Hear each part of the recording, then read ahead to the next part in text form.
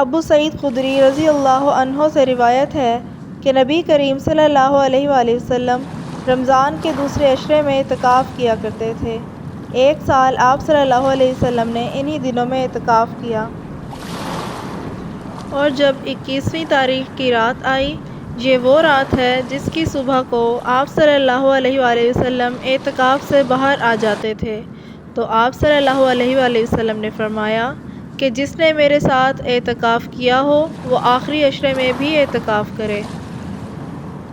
مجھے یہ رات خواب میں دکھائی گئی لیکن پھر بھلا دی گئی۔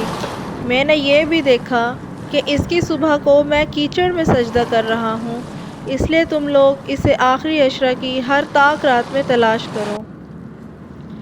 چنانچہ اسی رات بارش ہوئی۔ مسجد کی چھت چونکہ کھجور کی شاخ سے بنی تھی اس لیے ٹپکنے لگی، اور خود میں نے اپنی آنکھوں سے دیکھا کہ 21ویں کی صبح کو رسول اللہ صلی اللہ علیہ وآلہ وسلم کی پیشانی مبارک پر کیچڑ لگی ہوئی تھی۔